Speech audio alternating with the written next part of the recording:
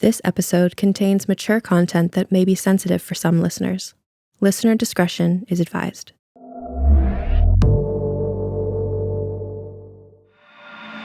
Realm presents Tales Beyond Time, Episode 15.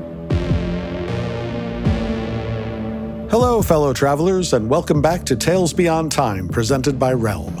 I'm Marco Palmieri, and I'm excited to take you on another wild ride. This week, we're back with part 2 of our Molly Tanzer special.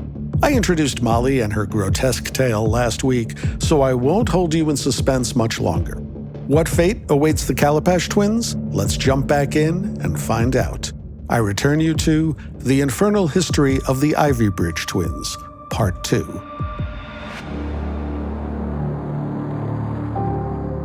The Infernal History of the Ivybridge Twins, Chapter 3. Containing more of the terrible wickedness of Mr. Villain, a record of the circumstances surrounding the unhappy separation of the Ivybridge twins, how Rosemary became Mrs. Villain, concluding with the arrival of a curious visitor to Calipash Manor and the results of his unexpected intrusion. Mr. Villain's pursuit of the Lady Calipash had lasted for as many years as Rosemary remained a child. But when the blood in her girl's veins began to quicken and wrought those womanly changes upon her youthful body, so pleasing to the male eye, Mr. Villain found his lascivious dreams to be newly occupied with daughter rather than mother.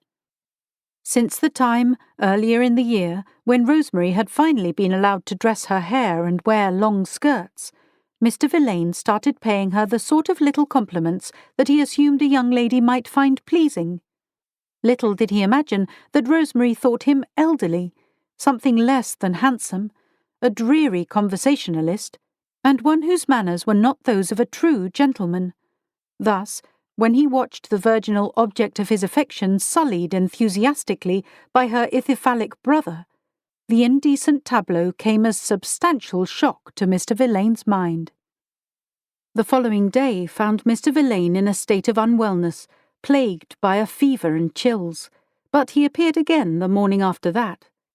The infernal twins enquired kindly of his health, and Mr. Villain gave them a warm smile and assured them as to his feeling much better. He was, indeed, so very hale that he should like to give them their birthday presents, a day or so late, but no matter, if they might be compelled to attend him after breakfast. The twins agreed eagerly. Both loved presents, and mid-morning found the threesome in Mr. Villain's private study, formerly that of St. John Fitzroy, Lord Calipash.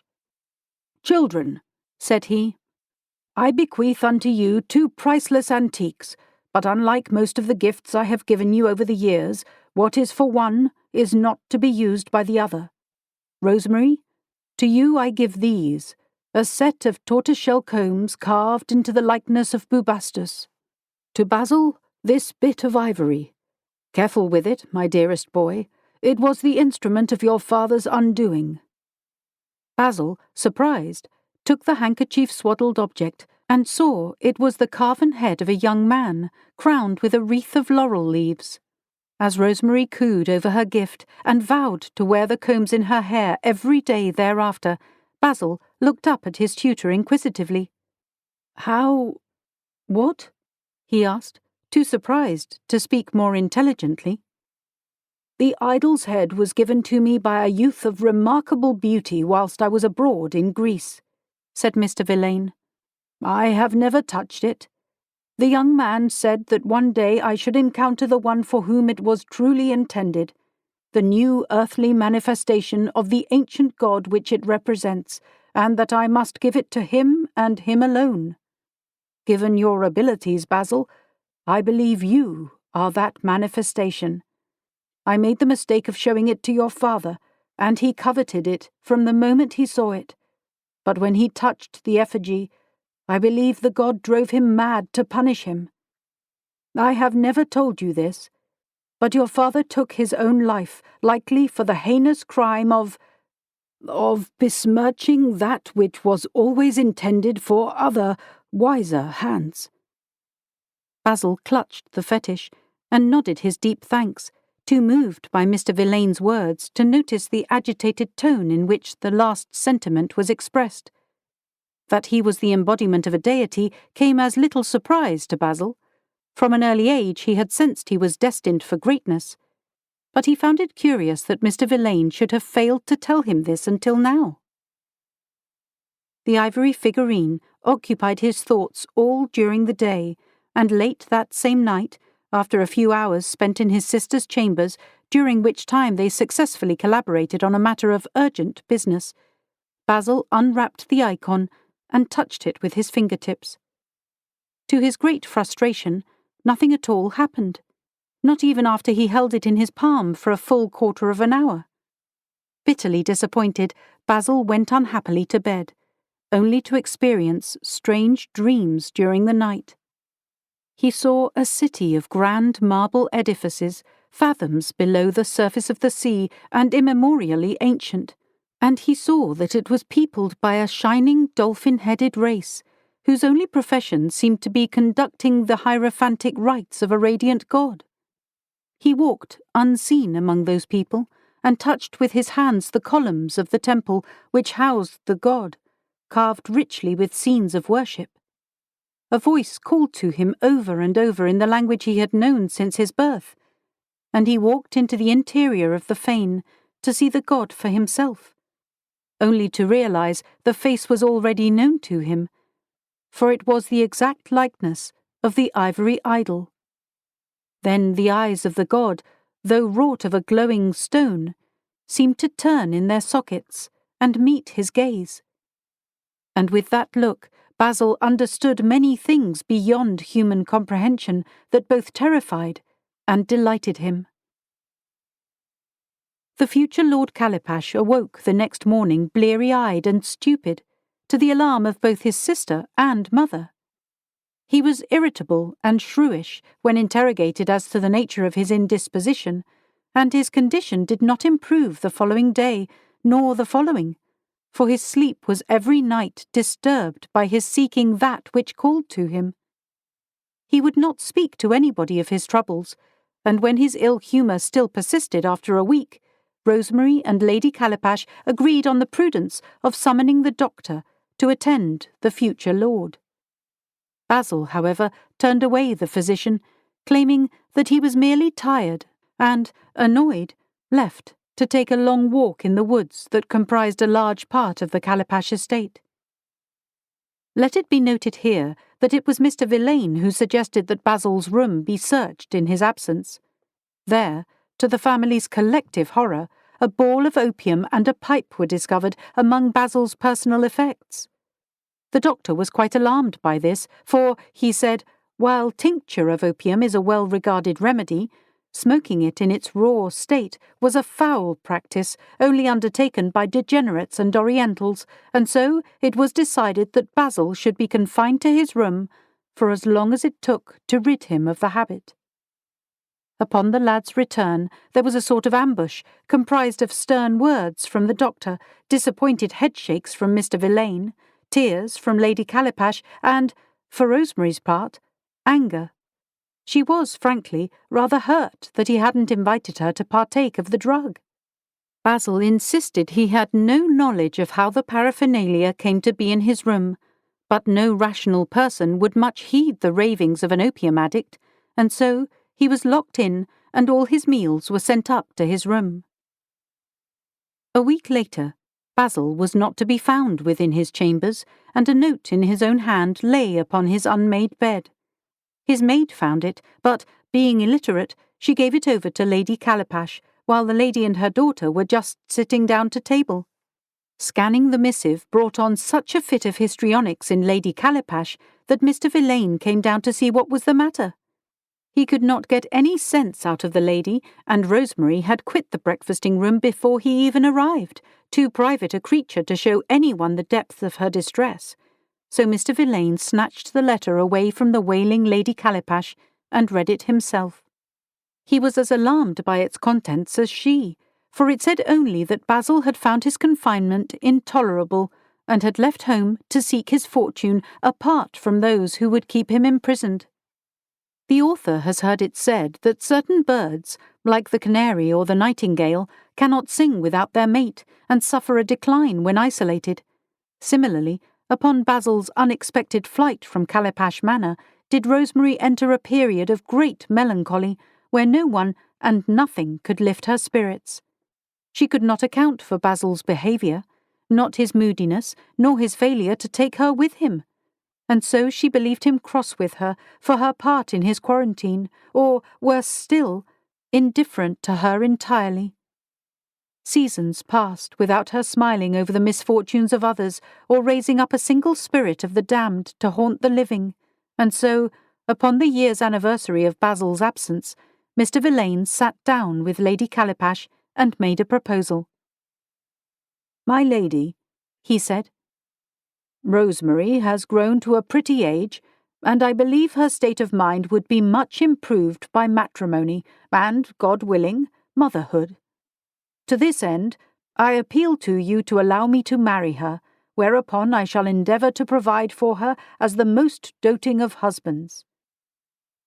Lady Calipash was at first disturbed by this request, as she had long assumed that Mr. Villain's affections were settled upon her, and not her daughter.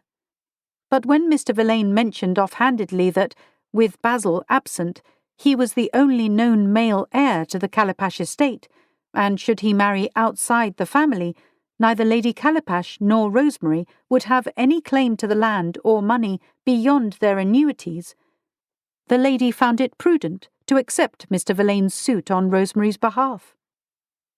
Mr. Villain expected, and, it must be admitted, rather ghoulishly anticipated Rosemary's disinclination to form such an alliance, but, to the surprise of all, she accepted her fate with a degree of insouciance that might have worried a mother less invested in her own continued state of affluence. Without a single flicker of interest, Rosemary agreed to the union, took the requisite journey into town to buy her wedding clothes, said her vows, and laid down upon the marriage bed in order that Mr. Villain could defile her body with all manner of terrible perversions, a description of which will not be found in these pages, lest it inspire others to sink to such depths. The author will only say that Rosemary found herself subjected to iterations of Mr. Villain's profane attentions every night thereafter. If any good came out of these acts of wickedness performed upon her person, it was that it roused her out of her dysthymia and inspired her to once again care about her situation. Not unexpectedly, Rosemary's emotional rejuvenation compelled her to journey down paths more corrupt than any the twins had yet trod. Her nightly, nightmarish trysts with Mr. Villain had driven her slightly mad, as well as made her violently aware that not all lovers are interested in their partner's pleasure. Remembering with fondness those occasions when her brother had conjured up from the depths of her body all manner of rapturous sensations, in her deep misery, Rosemary concocted a theory drawn as much from her own experience as from the works of the ancient physician, Galen of Pergamon. As she accurately recalled, Galen had claimed that male and female reproductive systems are perfect inversions of one another, and thus, she deduced, the ecstasy she felt whilst coupling with her brother was likely due to their being twins and the mirror image of one another. To once again achieve satisfactory companionship, Rosemary therefore resolved upon creating a companion for herself out of the remains housed in the Calipash family crypt. By means of the necromancies learned in her youth, she stitched together a pleasure golem made of the best preserved parts of her ancestors, thanking whatever foul gods she was accustomed to petitioning for the unusually gelid temperature of that tomb. Taking a nose that looked like Basil's from this corpse, a pair of hands from that one, and her father's genitalia, she neatly managed the feet, and, dressing the creature in Basil's clothing, slipped often into that frigid darkness to lie with it. Sadly, her new-found happiness with her ersatz brother was, for two reasons, imperfect. The first was that none of the vocal cords she could obtain were capable of reproducing Basil's distinctively nasal snarl, and thus the doppelganger remained mute, lest an unfamiliar moan ruin Rosemary's obscene delights. The second trouble was more pernicious. She realized, too late, she had been unable to entirely excise the putrefaction wrought by death upon the limbs of her relations, and thus she contracted a form of gangrene that began to slowly rot her once pristine limbs. For another year did this unhappy status quo persist, until one dreary afternoon, when Rosemary, returning from a long walk about the grounds, noticed a disreputable, slouching individual taking in the fine prospect offered by the approach to Calipash Manor. Unafraid, Rosemary advanced on him, noticing the burliness of the man's figure, the darkness of his skin, and the shabby state of his long overcoat. "Are you in want of something?" she called to the stranger, and he looked up at her, his face shaded by a mildewing tricorn. "There is scant comfort to be found here at Calipash Manor, but if you require anything it will be given to you." "To whom do I have the pleasure of speaking?" queried he, in the rasping accent of a white Creole, all the while stealing polite glances of her slightly mouldy countenance. "I am the daughter of the lady of this house," answered Rosemary. "Then thank you, my lady," said the man. "My name is Valentine, and I have only just returned from Jamaica to find my family dead, and my house occupied by those with no obligation to provide for me." "Have you no friends?" "None, not being the sort of man who either makes or keeps them easily." "Come with me, then," said Rosemary, admiring his honesty. She led Valentine up to the house and settled them in her private parlour, whereupon she bid the servants bring him meat and drink. As he ate, he seemed to revive. Rosemary saw a nasty flicker in his eyes that she quite liked, and bid him tell her more of himself. He laughed dryly, and Rosemary had his tale. "I'm afraid, lady, that I owe you an apology, for I know one so fine as yourself would never let me into such a house, knowing my true history. I was born into the world nothing more than the seventh son of a drunk carter, and we were always in want, as there was never enough work to be had for all of us. I killed my own brother over a bite of mutton, but given that we were all starving, the magistrate saw it fitting that I should not be hanged, but impressed to work as a common hand aboard a naval ship bound for the West Indies. I won't distress you by relating the conditions I endured. Suffice it to say, I survived. When I arrived at our destination, however, I found that it was not my fate to remain in the Navy, for my sea captain promptly clapped me in irons and sold me as a white slave, likely due to my being an indifferent sailor, and more likely to start riots among the men than help to settle them.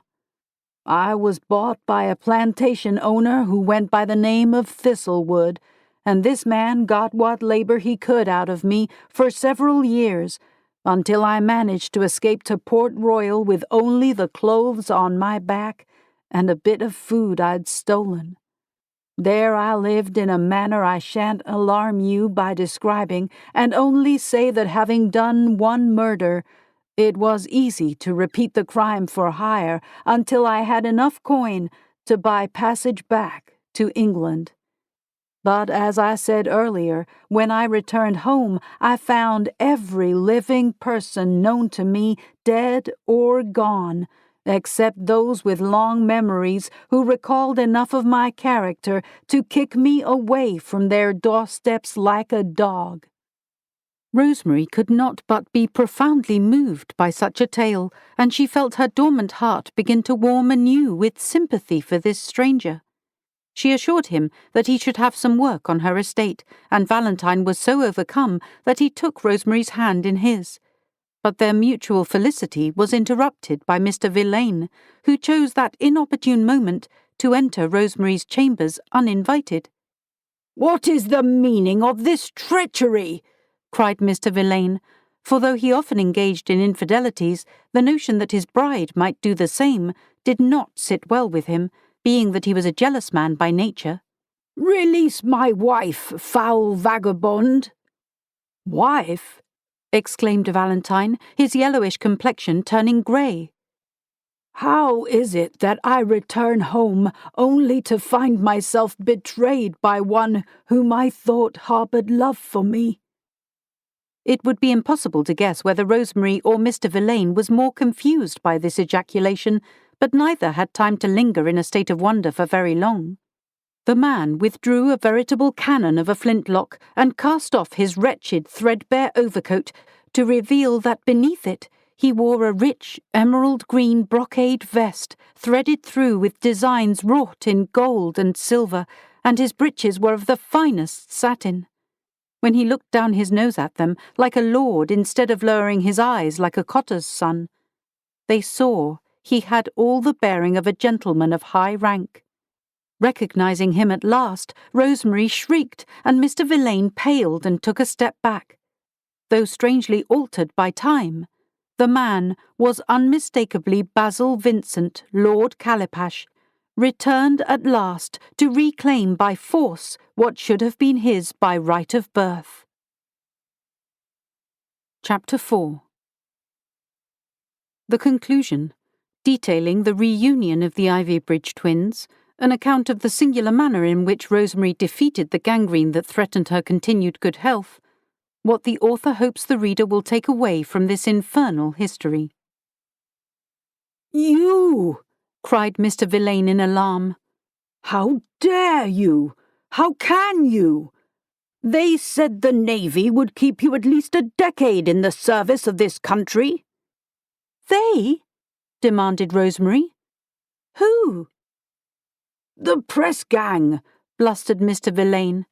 "For the sum I paid them, I'll have them—" But the infernal twins never discovered what Mr. Verlaine's intentions were regarding the unsatisfactory press gang, for Rosemary, overcome with grief and rage, snatched the flintlock pistol out of Basil's grasp and shot Mr. Verlaine through the throat. A fountain of blood gushed forth from just above Mr. Verlaine's cravat pin, soaking his waistcoat and then the carpet, as he gasped his surprise and fell down dead upon the ground. "Basil," she said.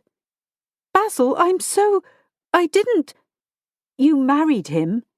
"It was all Mother's doing," said Rosemary, rather hurt by his tone. "But you were gone," she snapped.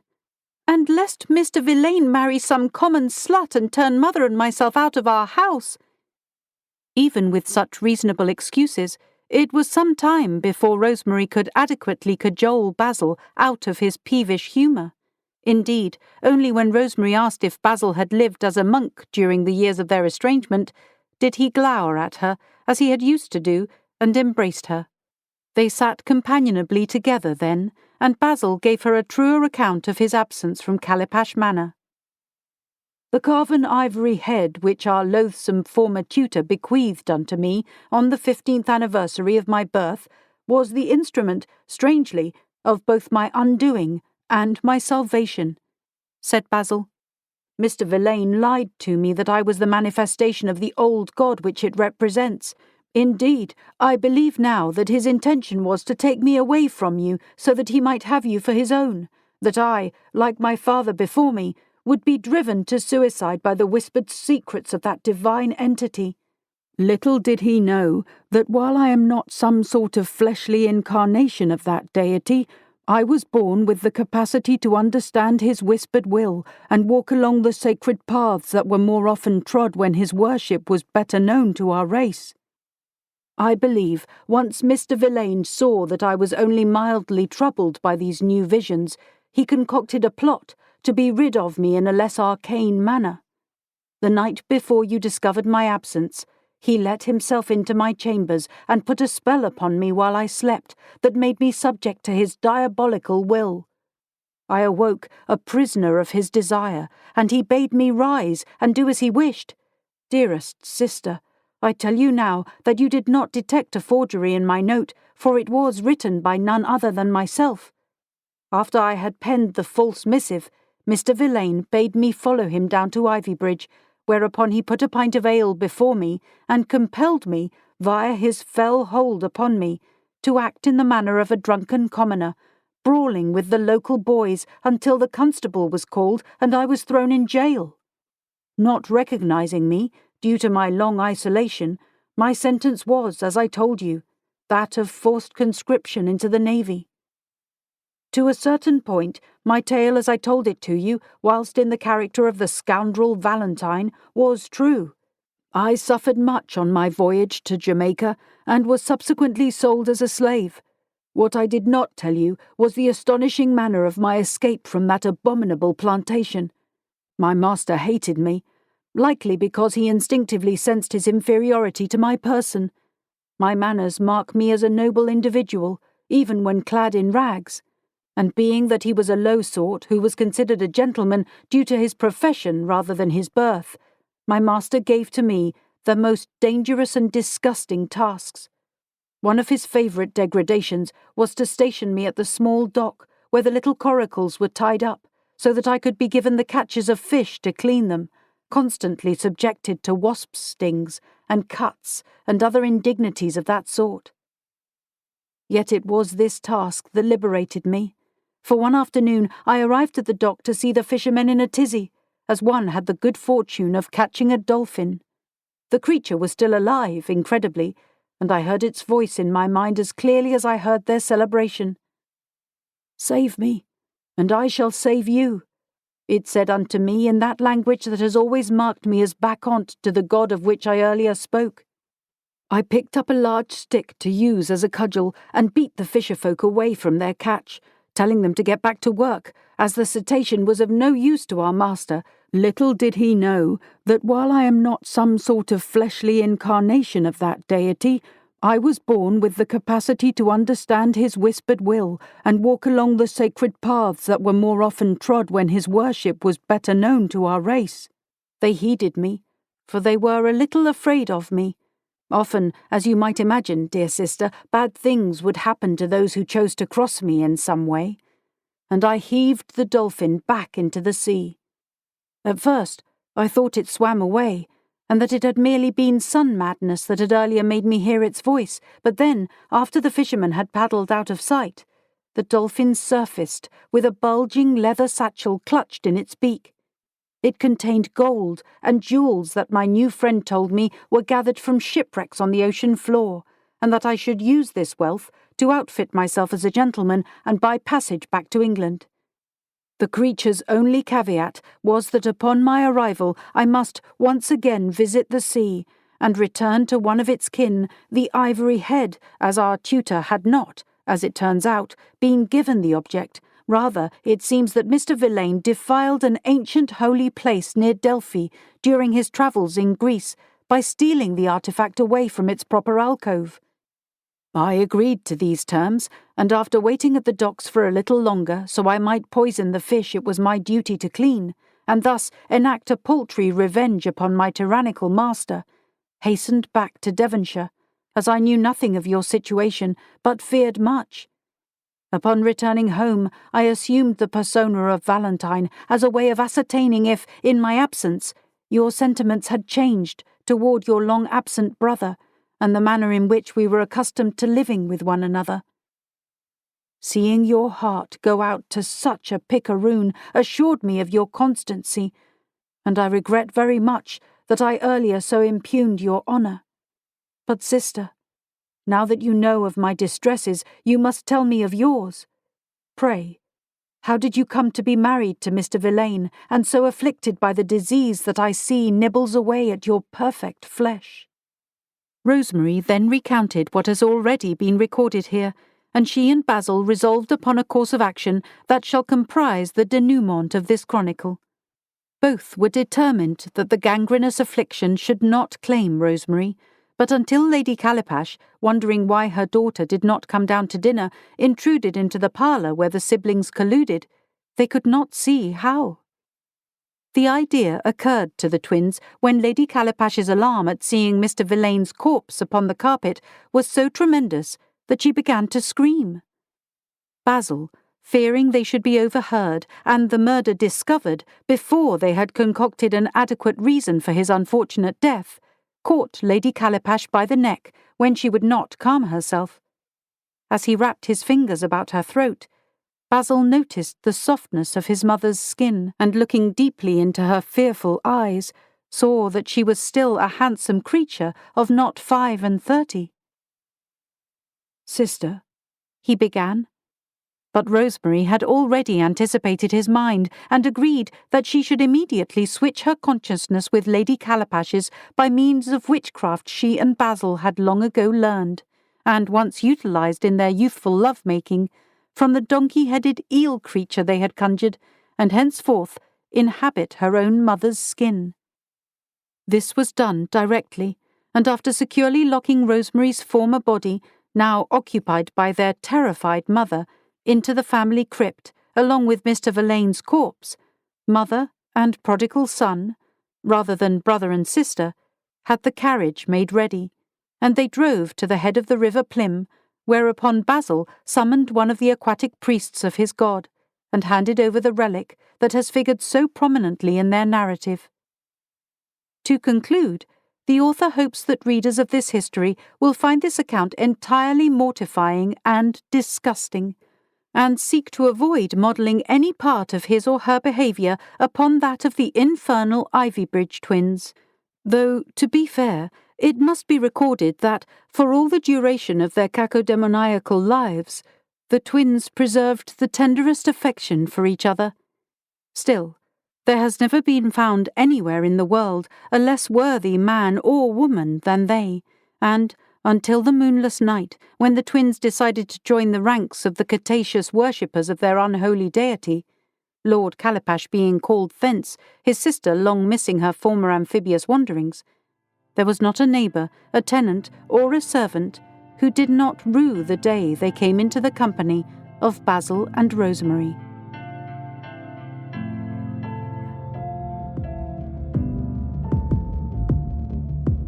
I did promise you a wild ride, gentle listeners.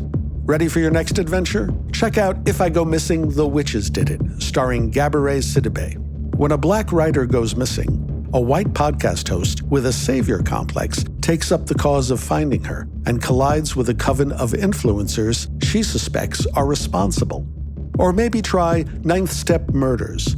In a near-future Tokyo, a Japanese investigator and U.S. peacekeeper reluctantly join forces to solve a series of bizarre murders. Both shows are out now and available wherever you get your podcasts. Until next time, whatever dimension you're in, safe travels. You're listening to Tales Beyond Time, created and produced by Realm, your portal to another world. Listen away.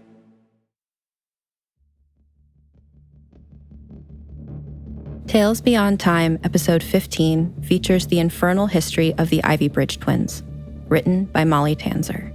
It is produced by Mary Osadolahi and Marco Palmieri, associate produced by Alexis Latshaw, and executive produced by Molly Barton.